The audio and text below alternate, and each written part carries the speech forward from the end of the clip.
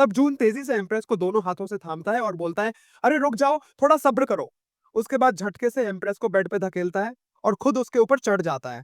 बगल में छुपी पिंक को एक लात मारकर साइड में कर देता है। एम्प्रेस शर्माते हुए बोलती है, तुम इतने एंजस क्यों लग रहे हो? जून थोड़ी झिझकते हुए शर्माते हुए जवाब देता है, वो मैं तुम्हें एक सरप्राइज देना चाहता था। और ये कहते ही जून उसे किस करने लगता है। जैसे ही जून एम्प्रेस को किस करता है, उसकी सारी स्पिरिचुअल पावर धीरे धीरे जून के अंदर समाने लगती है। एम्प्रेस को कुछ अजीब सा महसूस होता है। वो घबराते हुए मन में सोचती है, मुझे अचानक इतनी कमजोरी क्यों महसूस हो रही है, जैसे मैं किसी हॉट स्प्रिंग में डूबी हूं और मेरी बॉडी के सारे मसल्स रिलैक्स हो रहे हैं। कुछ देर बाद जून किस से हटता है। तभी एम्प्रेस का चेहरा गुस्से से लाल हो जाता है और वो चिल्लाकर बोलती है, एक मिनट रुको, किस करने से मेरी सारी स्पिरिचुअल पावर कैसे खत्म हो गई? वो जून को झपट कर पकड़ लेती है और गुस्से से बोलती है, जल्दी बताओ, तुमने मेरे साथ क्या किया? मेरी सारी पावर कैसे चली गई?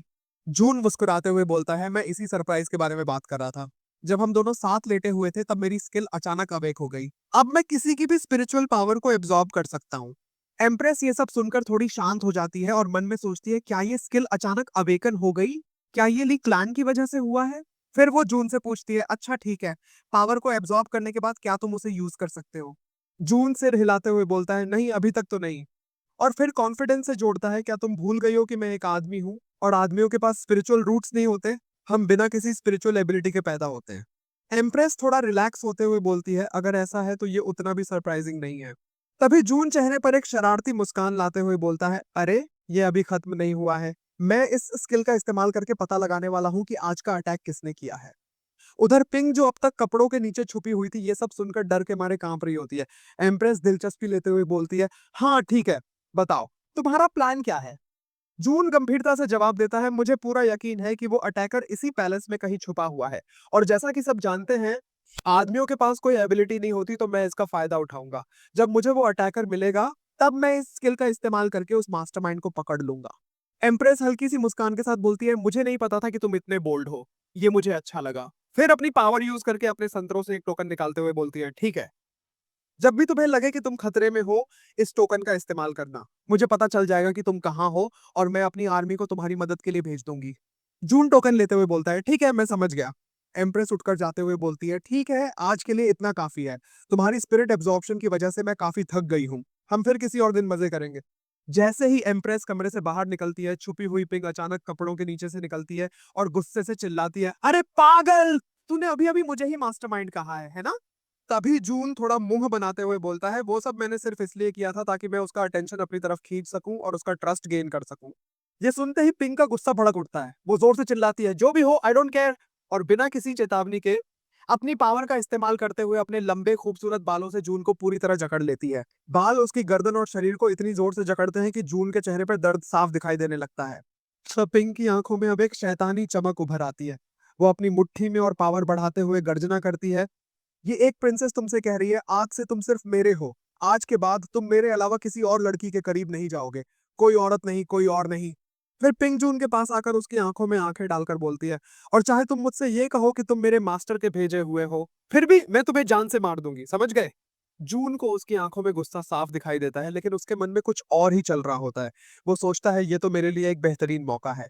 और बिना कोई देर किए वो अचानक से पिंक को कसकर किस कर देता है। जैसे ही जून उसे किस करता है, पिंक का पूरा कंट्रोल छूट जाता है और उसके बालों की पकड़ ढीली हो जाती है। जून के दिमाग में प्लान पहले से तैयार था, जितनी ज्यादा इसकी स्पिरिचुअल पावर मैं एब्जॉर्ब करूंगा, उतनी ही ये मेरी तरह नॉर्मल होती जाएगी। पिंक के दिमाग में अचानक से चिंता की लहर दौड़ जाती है।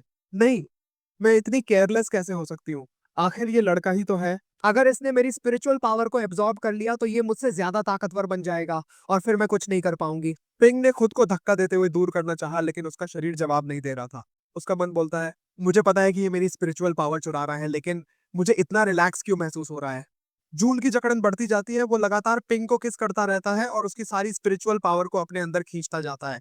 दूसरी तरफ पिंग के अंदर भावनाओं का तूफान मचल रहा था। वो सोचती है, ये क्यों हो रहा है? ऐसा महसूस हो रहा है जैसे मैं किसी कैंडी लैंड में हूँ, जैसे ये मिठास मेरी पूरी बॉडी को पिघला रही हो। आखिरकार जून किस करना बंद करता है और एक पल के लिए रुकता है। पिंक खुद को संभालने की कोशिश करती है, लेकिन उसके मन में अब एक अजीब सी फीलिंग छाई हुई थी। इस किस की फीलिंग कितनी स्वीट है।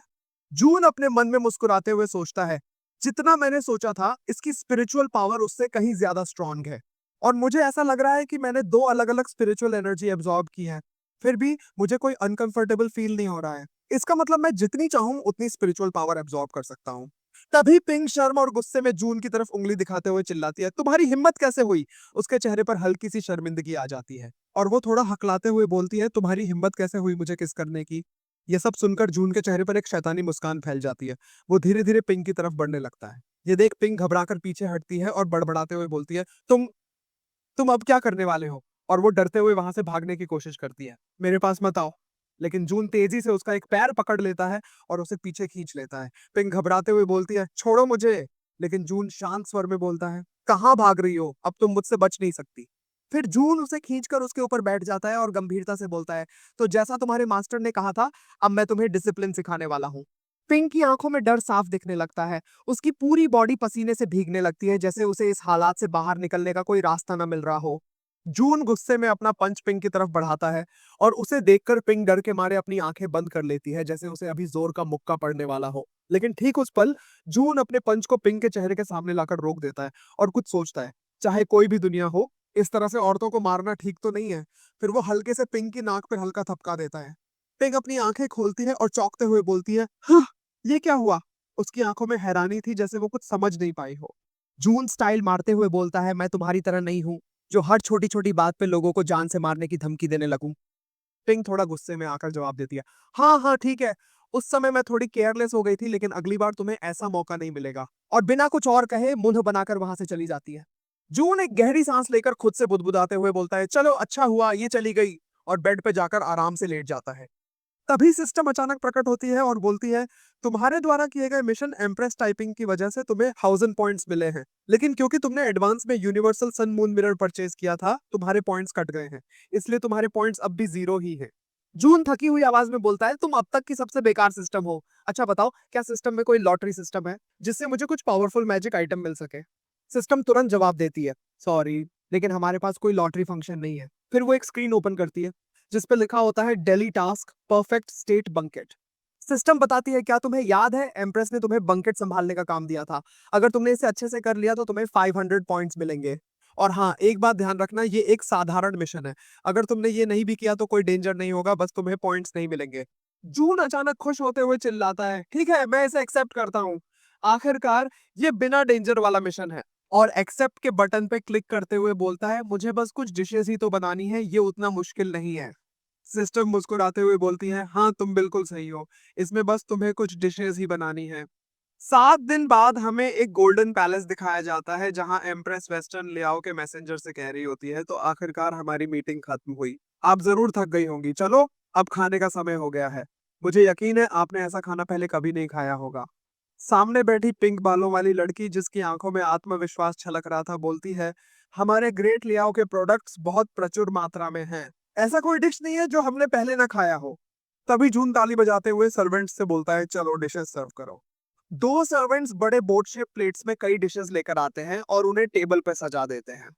जून पीछे से बोलता है, ये हमारा स्पेशल क्यूजीन है, कृपया इसे ट्राई करें। पिंक बालों वाली लड़की एक पीस उठाती है और कुछ संकोच के साथ बोलती है, यहाँ पर बहुत सारा खाना है, लेकिन ये सब उतना खास नहीं लगता। क्या तुम ईस्टर्न तांग के लोग हमेशा ऐसी ही चीजें बनाते हो? और वो उस पीस को अपने मुंह में डाल लेती है। जैसे ही वो पहला बाइट लेती है, उसकी आंखें चमक उठती हैं। सरप्राइज होते हुए वो बोलती है, कितना डिलीशियस है। इस मीट का टेक्सचर तो ऐसा है जैसे मिठाई और चावल को मिलाकर बनाया गया हो। ये इतना स्वादिष्ट है कि मुझे ऐसा लग रहा है जैसे मैं समुद्र में सर्फिंग कर रही हूँ। फिर एक पल के लिए सोचती है और बोलती है, मैंने इतना कुछ बोल दिया इस खाने के बारे में, मुझे नहीं लगता कि मैं इसे फिर से खा पाऊंगी। अब समझ नहीं आ रहा कि मैं क्या करूं।